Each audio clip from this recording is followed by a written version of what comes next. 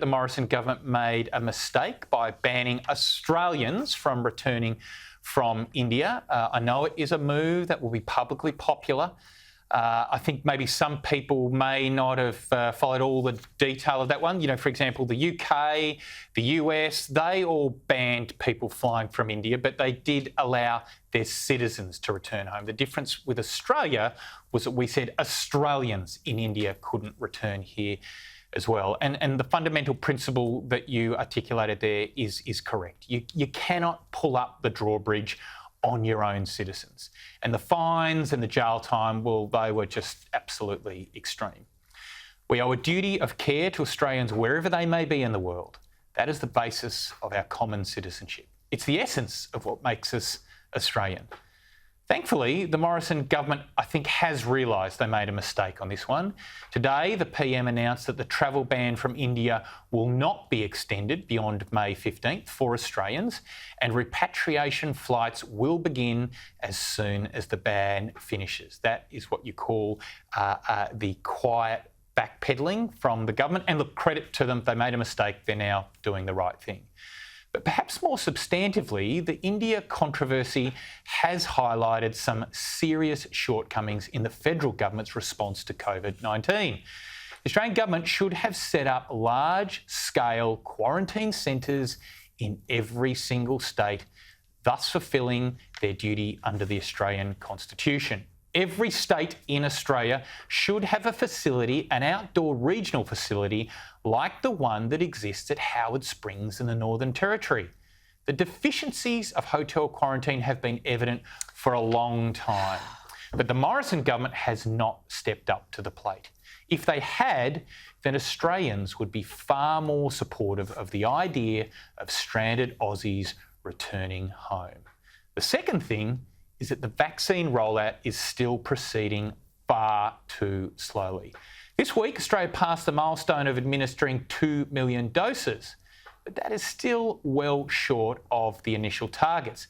At our current pace of roughly 300,000 doses a week, we can expect to reach the 40 million doses needed to fully vaccinate Australia's population by mid-September 2023.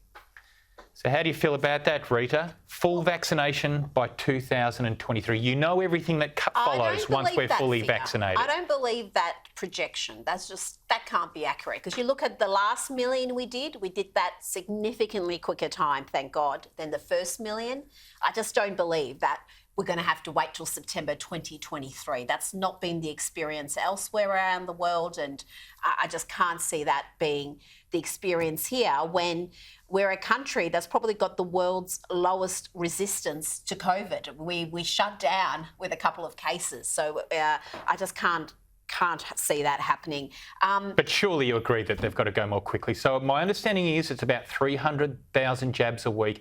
And look, even if it's not September 2023, surely September 2022 is still way too far away to be completing that program. September 2021, I think, is frankly too far away. We've seen smaller countries do so much better than we have, and they went earlier, so they dealt with all the issues that we have the advantage of not going through, because we can look at their experience and avoid those pitfalls. You look at a country like Israel with a population of around, say, 9 million.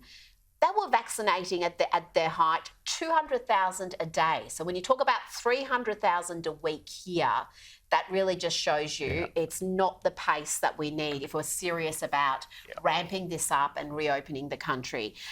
One thing I've got to object to with your editorial, though, this notion that the federal government has failed by not setting up these quarantine facilities. We have a national cabinet.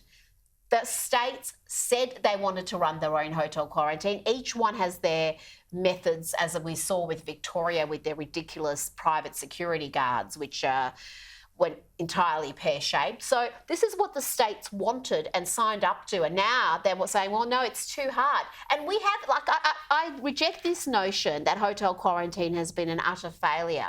We have taken hundreds of thousands of people through hotel quarantine, just about all of them safely. Yes, there has been a few leaks, mainly from Victoria, but you're going to have that in any facility when you've got workers going and rejoining the community, even if they're flying in and flying out.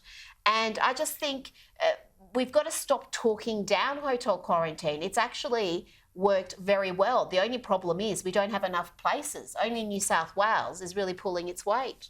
Look, I agree with you that I think hotel quarantine has been broadly successful, but the fact is those remote centres are far more safe because of what happens with the air conditioning systems in hotels. Let me put it this way. If the Australian government had their time again, I think they would have moved really early on to establish those regional facilities like we've got at Howard Springs, and we wouldn't have done what we've done. And it's not too late to move on this, and the point I guess I make is it's actually not too late to move on this.